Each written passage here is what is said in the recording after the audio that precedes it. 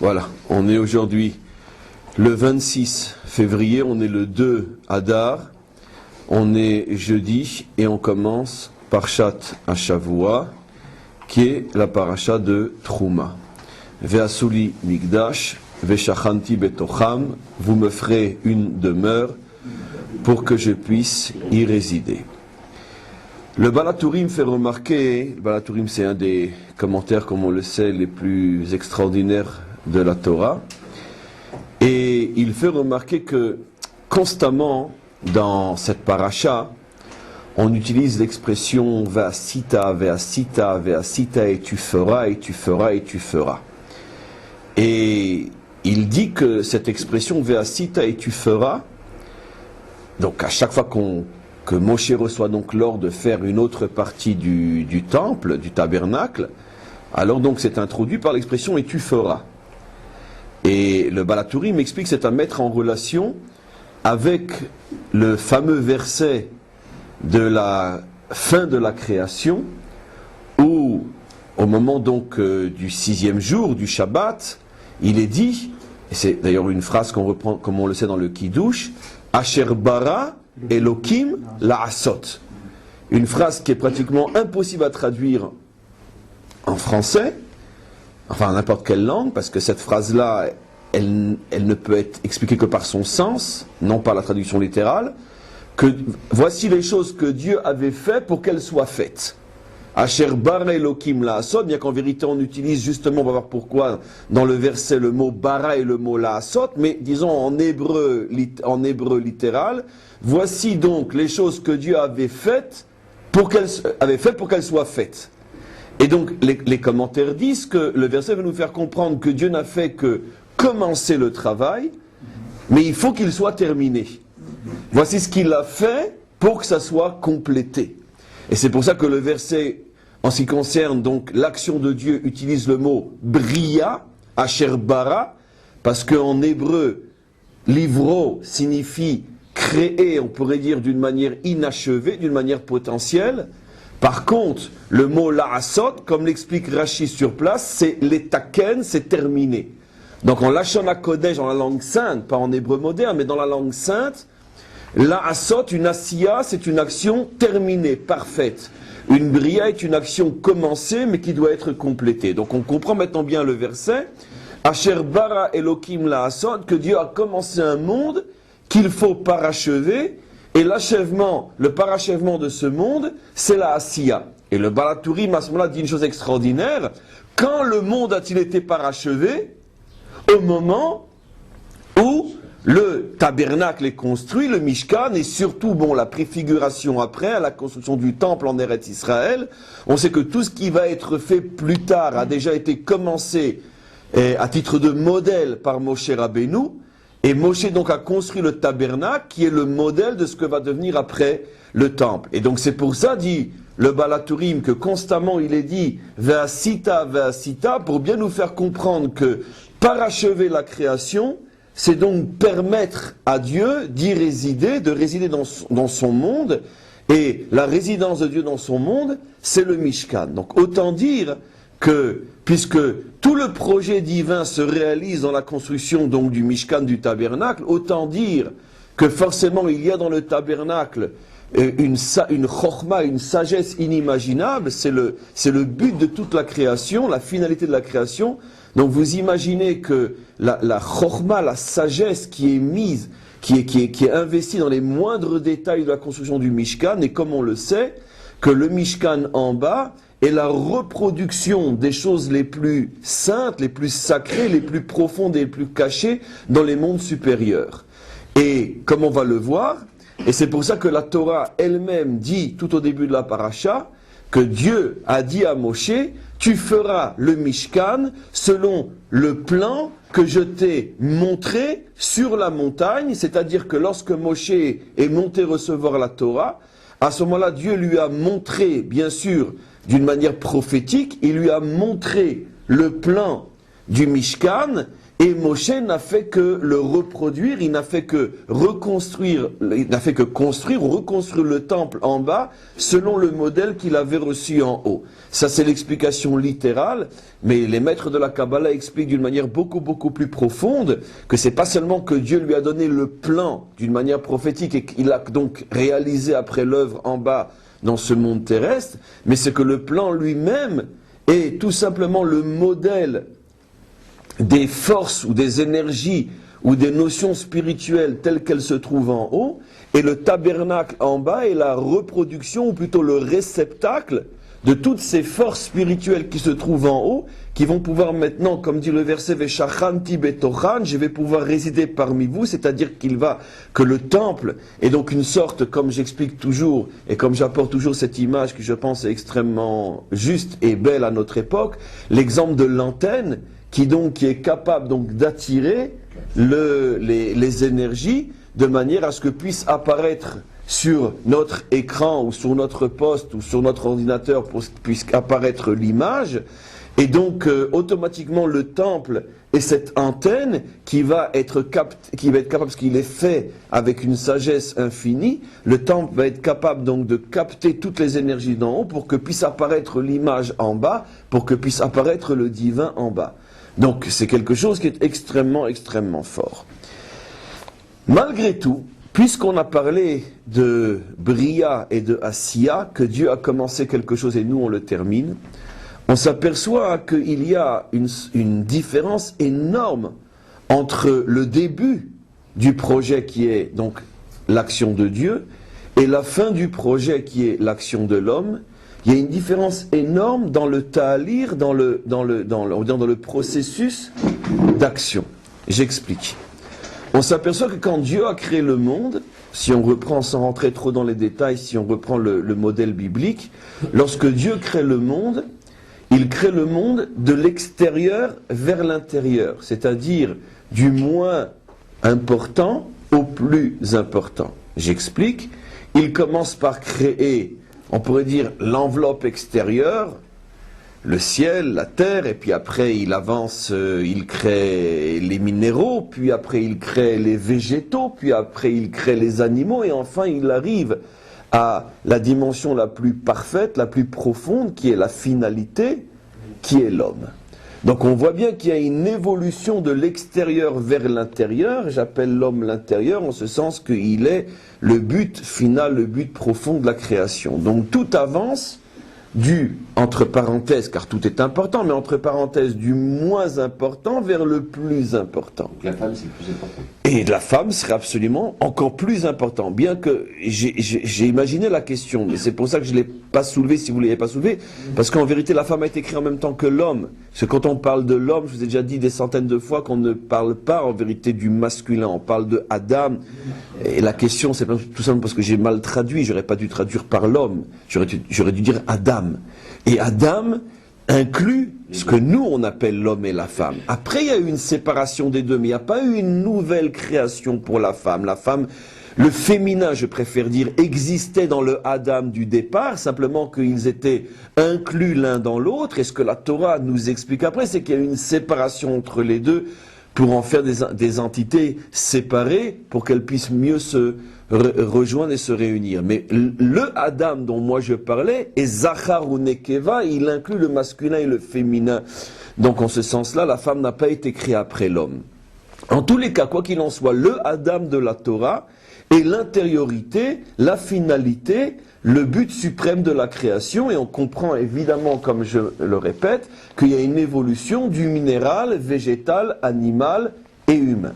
Or maintenant, si on regarde comment l'ordonnance du tabernacle est faite, comment Dieu demande à Moshe de construire le tabernacle, on s'aperçoit que l'ordre est inversé, et ça va du plus profond au moins profond, du plus intérieur vers l'extérieur. Je l'ai très mal dit en français, mais c'est pas grave. Qu'est-ce que ça veut dire par là?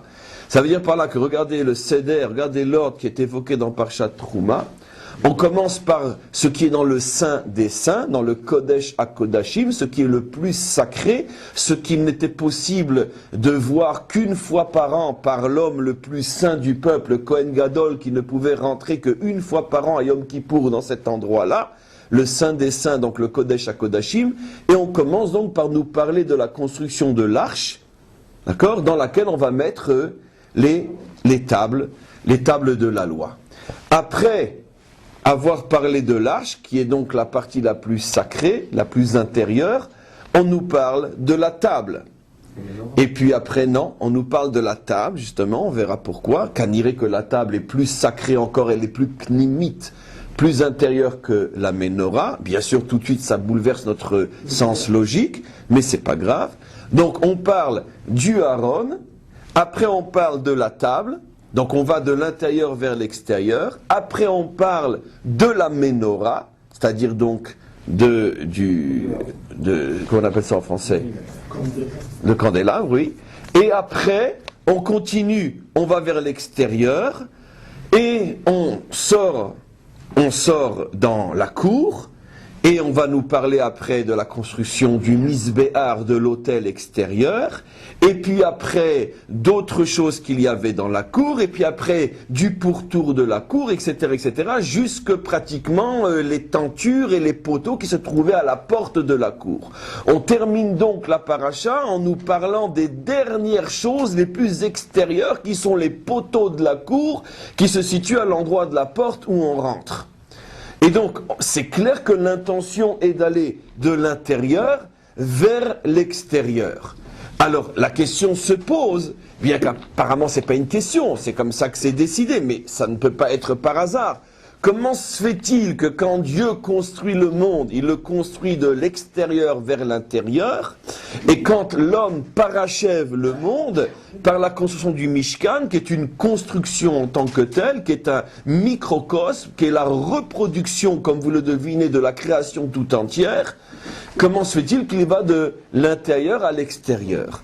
Alors la première réponse est aussi, on pourrait dire, forte que la question.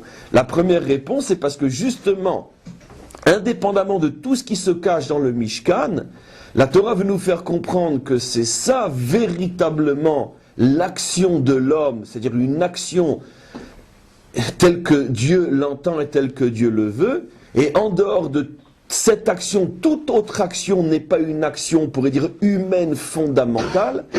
Qu'est-ce que c'est une action humaine? Une action humaine est une action qui est capable de toucher, on pourrait dire, le cœur de l'existence et de le révéler dans le monde de l'extériorité. Ça veut dire que le travail de l'homme, c'est de dévoiler l'intériorité, la profondeur des choses. Et c'est clair que au niveau des actions humaines, il y a aussi un processus qui ressemble à celui de Dieu, c'est-à-dire d'aller de l'extérieur vers l'intérieur. On voit que dans l'existence, il y a énormément de choses qui vont de l'extérieur vers l'intérieur. Donnons un exemple simple. L'homme qui naît lui-même, il va de l'extérieur vers l'intérieur, puisqu'il est d'abord un enfant, un nourrisson, il est complètement...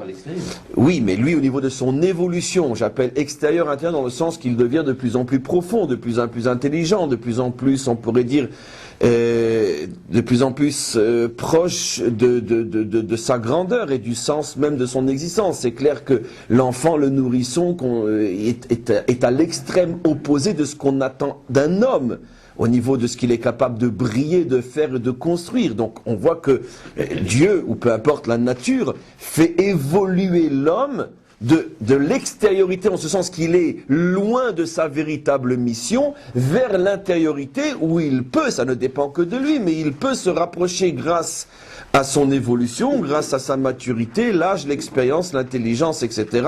Il se rapproche de plus en plus du sens du pourquoi de son existence. Donc l'homme évolue d'une certaine manière comme la création de l'extérieur vers l'intérieur. Et d'une manière générale, énormément de projets qui sont réalisés par les hommes, la construction d'un pays, la construction d'une affaire. Quand on construit une affaire, on commence pas par garder, on gagne pas 1 milliard le jour de l'ouverture et puis après on en fait profiter les autres. C'est pas comme ça que ça fonctionne. On gagne 1 sou, 2 sous, 3 sous, 4 sous, 5 sous et seulement après on arrive à la somme escomptée au départ qui justifie tout ce qu'on a fait et investi depuis le début. Donc d'une certaine manière, on pourrait dire de même dans un couple par exemple, on commence à se connaître, à se construire et dans un couple qui évolue sainement et sûrement, c'est clair que les choses se consolident on pourrait dire, deviennent de plus en plus profondes au niveau de la relation au fur et à mesure qu'on fait l'effort de se connaître, de s'aimer réellement et d'être ensemble. Et donc Bekitsour, c'est pas la peine de rapporter des millions d'exemples, car même des milliards d'exemples n'épuiseraient pas tous les exemples possibles et qu'on puisse rapporter. Dans l'existence, on s'aperçoit que généralement tout évolue selon l'ordre indiqué par Dieu au début de la création, de l'extérieur vers l'intérieur. Donc, de ce qui est éloigné encore du projet vers le projet lui-même. Et toutes les premières étapes sont les étapes préparatoires. Alors, on revient maintenant pour mieux comprendre au niveau du tabernacle, qui semblerait être l'action fondamentale que l'homme doit réaliser sur terre. On se serait attendu apparemment à ce que là aussi ça suive le même esprit, le même processus. On commence par l'extérieur et au fur et à mesure qu'on évolue, on se rapproche de l'intérieur, ce qui correspond, on pourrait dire, à la logique des choses. Or on voit que non. On voit que dans notre paracha, Dieu demande précisément qu'on commence par le plus difficile, on pourrait dire le plus haut au niveau de sainteté, de profondeur et de sagesse, car vous imaginez, si Dieu veut, on aura peut-être l'occasion, je pense, peut-être la semaine prochaine, encore un petit peu aujourd'hui, peu importe, si Dieu veut, ça ne dépend pas de nous, d'expliquer un petit peu la profondeur de chacun des ustensiles, mais en tous les cas, vous imaginez la profondeur inimaginable de sagesse et de secrets qui sont cachés à l'intérieur de la construction de l'arche sainte. Et donc, c'est certainement beaucoup plus compliqué de construire l'arche sainte que de construire un poteau qui tient le rideau d'entrée quand on rentre dans le temple. Hein. N'importe quel idiot peut construire un poteau. Par contre, toutes les finesses et toute la sagesse qui se trouvent dans l'arche du tabernacle, car vous imaginez bien, j'ose espérer, que c'est pas uniquement une construction, on pourrait dire, d'orfèvre, où chaque millimètre devait être fait avec des cavanotes, comme c'est marqué clairement, Melechet Marchevet. C'est-à-dire que chaque centimètre de travaux était fait avec des cavanotes, avec des pensées qui reliaient le constructeur au monde supérieur, de manière à être sûr que la connexion s'établissait entre le monde d'en haut et le monde d'en bas. Donc c'est clair que même le meilleur des artisans du monde ne pouvait pas être sélectionné pour faire ce genre de travaux. Il fallait que ce soit des gens d'un niveau, on pourrait dire, de connaissance des secrets de la Torah infiniment élevé et qui soient capables tout au long de leur œuvre de se connecter avec le monde d'en haut pour le faire descendre dans l'œuvre et dans le travail d'en bas. Donc c'est clair que Dieu nous demande de commencer par le plus compliqué, qui est l'arche.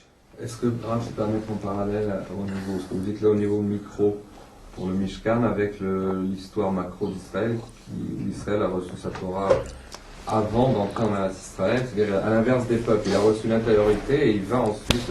Alors, on va toucher à ces notions, c'est toute la notion que je vais expliquer aujourd'hui, mais je ne fais qu'insister pour mieux mettre en évidence les deux processus et comment ils se rejoignent. Donc on a tous compris que d'après le processus le plus fréquent dans l'histoire, et même au niveau de l'histoire humaine, l'ordre établi pour la construction du tabernacle n'est pas logique. Parce qu'on ne peut pas demander à un homme de commencer par le plus compliqué pour aller vers le plus simple, un simple poteau à l'entrée du tabernacle. Et donc, c'est pour ça que j'ai expliqué que la Torah met ici en évidence un modèle complètement nouveau, et c'est effectivement un modèle qui ne va se retrouver qu'au niveau du peuple juif. C'est un modèle qui n'est même pas inscrit dans la création, comme je l'ai démontré, puisque la création va de l'extérieur vers l'intérieur, qui n'est certainement pas inscrit dans la nature, puisque la nature va aussi du plus simple au plus compliqué. On sait très bien la théorie de l'évolution, etc., qui est complètement fausse en soi, mais qui est juste d'une manière ponctuelle, où c'est clair qu'il y a une certaine évolution qui permet donc une complexité, une perfection de plus en plus grande au niveau de la nature. Donc c'est clair que tout dans la création du monde et tout au niveau de la nature et tout au niveau des événements de l'histoire va de l'extérieur vers l'intérieur. Et donc ici on a affaire à quelque chose d'unique, qui est justement l'une des révélations conséquente à la sortie d'Égypte. À partir du moment où le peuple juif est créé, le peuple juif va s'inscrire, c'est donc d'une certaine manière la suite directe du cours d'hier sur Purim, le peuple juif va s'inscrire dans un processus nouveau qui va à l'encontre de toutes les règles de la nature, où justement, pour le peuple juif va commencer une nouvelle histoire, celle d'aller de l'intérieur vers l'extérieur, c'est-à-dire d'être capable d'aller tout de suite au plus profond de la vérité, et tout le travail, c'est uniquement après de dévoiler cette vérité dans l'extériorité. Je dis encore une fois pourquoi c'est un processus qui est complètement révolutionnaire, parce que c'est clair que la nature est incapable de faire cette chose-là. C'est même clair que Dieu, quand il a créé le monde dans son ensemble, n'a pas choisi ce processus-là. L'histoire des peuples va toujours dans le sens contraire à celui du tabernacle. Et donc le tabernacle est un chidouche spécifiquement juif, où grâce à la sortie d'Égypte et surtout grâce au don de la Torah, c'est pour ça que le premier ustensile c'est l'arche, comme pour bien nous faire comprendre que c'est grâce au don de la Torah que le Ham Israël est capable maintenant d'inverser l'ordre de la nature et d'aller de l'intérieur vers l'extérieur, c'est-à-dire le Ham Israël est capable directement de percevoir la vérité vraie et de n'être après que celui qui la propage. Et on va effectivement retrouver ce processus qui va de l'intérieur vers l'extérieur dans différents phénomènes de l'histoire juive. On va en citer que quelques-uns, bien qu'on peut en citer des centaines. L'exemple a été donné, celui du don de la Torah. Nous savons très bien qu'au moment du don de la Torah, le Ham Israël a atteint le plus haut niveau de son histoire sur le plan prophétique et moral. Tout ce qui va venir après ne peut être qu'un éloignement par rapport à ce niveau-là, ce que nos maîtres appellent Yerida Tadorot, la chute des générations. Il est vrai qu'au moment de la délivrance finale, et on va expliquer pourquoi, à ce moment-là il va y avoir un rebondissement à l'envers, c'est que non seulement la génération de la délivrance va retrouver le niveau du départ qui est celui du don de la Torah, mais plus encore, mais en tous les cas, pour l'instant on n'est pas encore dans le dévoilement de la délivrance, et donc dans le processus historique, il est clair que, à la différence de tous les autres peuples, nous avons commencé très haut et nous nous éloignons de ce haut. Ça a un sens, bien sûr, comme on va voir. Regardez l'histoire de tous les autres peuples. Comme j'ai déjà expliqué, nous sommes un peuple absolument incroyable. Nous sommes un peuple, lorsque nous nous rappelons de nos pères, Abraham, Isaac et Yaakov, on est rempli, si on comprend ce qu'on dit, d'un sentiment de nostalgie inimaginable et presque de gêne et de honte de n'être que ce qu'on est aujourd'hui par rapport à ce qu'ont été. Imaginez le Français qui se souvient de ses ancêtres les Gaulois. Il a certainement ni nostalgie ni honte par rapport à eux, puisqu'au contraire, c'est clair, absolument clair, que le Français d'aujourd'hui est à des années-lumière au-dessus du Gaulois d'hier. Et de la même manière, dans tous les livres scolaires, on enseigne l'histoire comme étant une évolution positive depuis l'homme de Cro-Magnon jusqu'à l'homme d'aujourd'hui qui marche sur la Lune. Donc c'est clair que dans l'histoire des peuples, on commence dans les cavernes et on termine sur la Lune. Chez nous, on commence, pas sur la Lune, on commence dans les mondes les plus élevés qui sont les Assagot, les niveaux inimaginables d'Avraham, Yitzhak et Yaakov, et on ne peut que s'éloigner de ça. Alors en vérité, on a remarqué donc un phénomène inimaginable, soit celui du don de la Torah, et tout ce qui va venir après n'est qu'un éloignement par rapport à ça, soit la création du Ham Israël qui commence par des êtres complètement au-dessus de la norme humaine, des surhommes qui sont Avraham, Isaac et Yaakov. Et qu'est-ce qu'on est nous aujourd'hui? Alors pourquoi c'est comme ça? Parce que justement, c'est exactement le processus du tabernacle. On commence par le plus haut, la construction de l'arche. le don de la Torah, Moshe Rabbeinu, les trois pères, Avraham, Yitzhak et Yaakov, et après, maintenant je rectifie ce que j'ai dit, ce n'est pas qu'on chute, c'est pas vraiment ça. C'est qu'on maintenant, on propage la lumière vers l'extériorité. Et donc, puisqu'on propage la lumière vers l'extériorité, automatiquement, on s'éloigne de la source. Donnons un exemple extrêmement simple et je vais vous poser la question. Prenons l'exemple d'une centrale électrique et de la lumière qui arrive dans mon ampoule, ici dans ma pièce.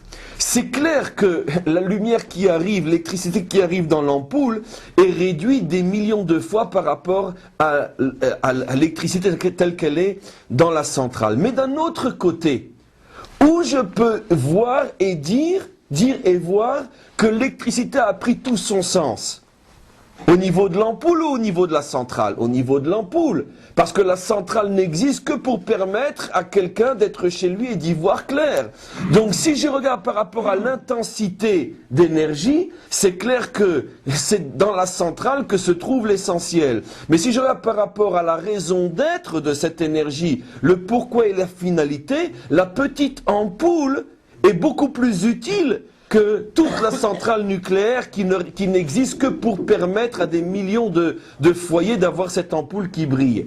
Et donc exactement de la même manière, c'est sûr qu'on est dans une situation de chute et de baisse au niveau de l'intensité et la puissance de la lumière spirituelle. Mais d'un autre côté, le fait que la lumière de la Torah ou la lumière des pères s'est propagée partout dans le monde, car effectivement des millions d'hommes et de femmes, des centaines de millions d'hommes et de femmes se réclament aujourd'hui du message de Avraham, Yitzhak et Yaakov, chacun dans sa langue et chacun selon son tempérament bien sûr, peu importe s'il y a trop de déviations ou même des falsifications, mais quoi qu'il en soit, la majorité des hommes sur terre se réclament du message universel de Avraham, Yitzhak et Yaakov. C'est bien la preuve que cette centrale électrique a été capable d'allumer des millions et des millions de petites lampes dans le monde, et c'était ça le but final, c'était ça en vérité ce que Dieu voulait, que la lumière se propage à l'extérieur. Alors, donc, tout dépend comment qu'on regarde. Si on regarde par rapport à l'intensité, évidemment qu'il y a une chute, mais si on regarde par rapport à l'utilité, d'une certaine manière, notre Torah à nous aujourd'hui est beaucoup plus utile que la Torah de Moshe Rabbeinu, parce que Moshe Rabbeinu était à un niveau de Torah très très haut, mais il était au tout début de l'histoire, à un moment où finalement il n'y avait que lui et Israël qui connaissaient la grandeur de la Torah, mais 3500 ans après, des millions, des centaines de millions d'hommes et de femmes connaissent à leur manière le message de Moshe, et comme on le sait jusqu'à aujourd'hui encore, le livre le plus lu sur terre, c'est quand même la Bible. Ce qui montre que finalement des millions et des millions de lampes se sont allumées. Vous savez ce que dit le Rambam? Le Rambam pose la question, comment se fait-il que Dieu a permis que sa Torah soit à ce point falsifiée et que tellement de religions qui se réclament de la Bible, l'Ancien, le Nouveau, tout ce que vous voulez, Testament, malgré tout, ont dévié du message fondamental de Moshe.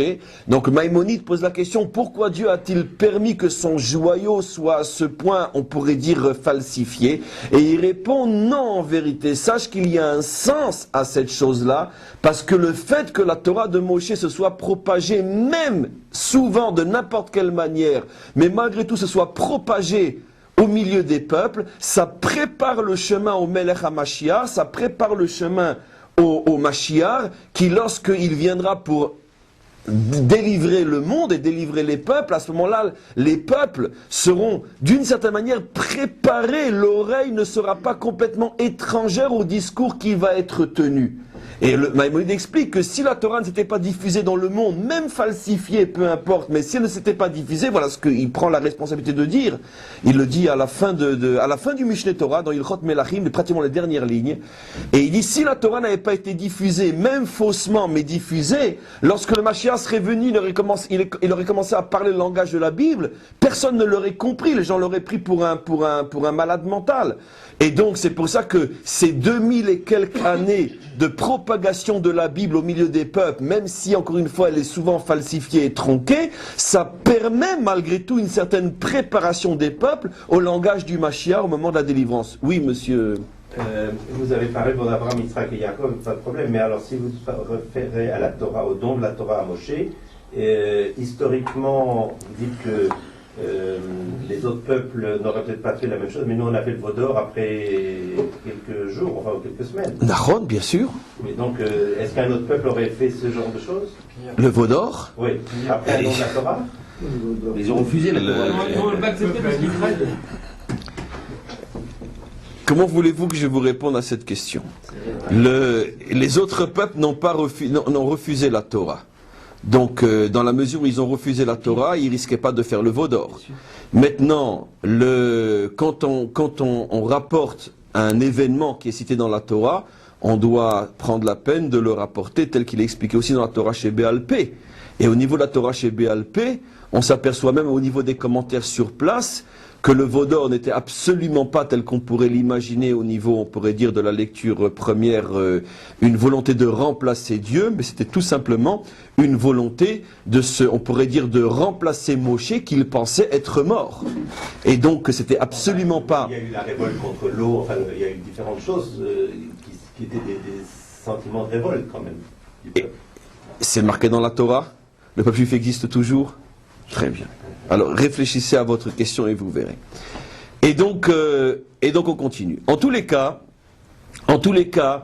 donc depuis la sortie d'Égypte, depuis le don de la Torah, et donc est apparue sur terre la possibilité d'aller à contre-courant, d'aller à l'encontre de l'histoire, et donc de partir d'une certaine manière de ce qu'on a défini comme étant la centrale, le moteur qui va après propager cette énergie dans le monde entier. Et encore une fois, au niveau des autres peuples, ce n'est qu'un symbole bien sûr, mais un symbole qui contient toute l'histoire. On commence par frotter deux pierres, on fait sortir une étincelle, et c'est seulement des millénaires après qu'on a une centrale nucléaire. Au niveau d'Israël, on commence avec la centrale nucléaire, et c'est après qu'on propage cette énergie dans le monde entier. Mais, attention, on voit où se situe bien sûr la différence. Au niveau du Ham Israël, quand on dit qu'il commence par la centrale, il commence par la source première de toutes les énergies qui vont être propagées après dans le monde. C'est dans le domaine spirituel. C'est-à-dire qu'on parle de la Torah, on parle du tabernacle, on parle de Abraham, Yitzhak et Yaakov et de leur grandeur morale et spirituelle. Mais on ne parle pas encore sur le plan véritablement matériel, c'est-à-dire que la matière elle-même suivrait le même processus.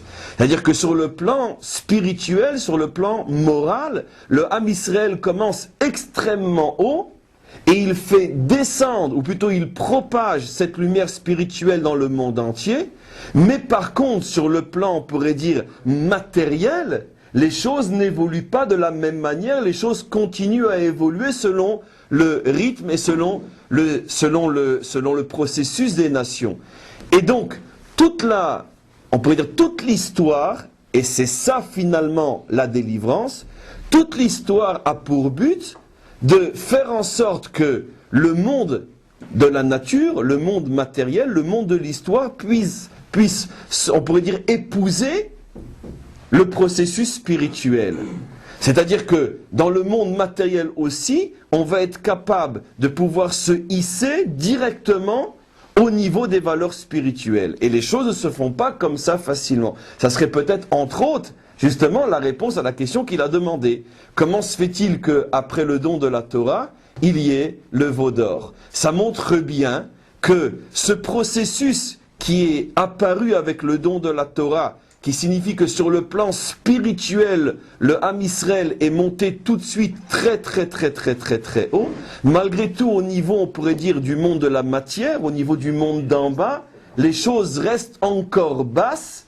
Et c'est pour ça que tout de suite après le don de la Torah, lorsque, on pourrait dire, cette lumière commence déjà à se voiler, et que le Ham Israël revient, on pourrait dire, rentre à nouveau à l'intérieur de la réalité matérielle, de la réalité de la nature, à ce moment-là, il y a un veau d'or, comme pour nous montrer qu'il y a un déphasage d'une certaine manière, énorme entre la réalité terrestre de l'histoire juive et la réalité céleste de l'histoire juive. Oui.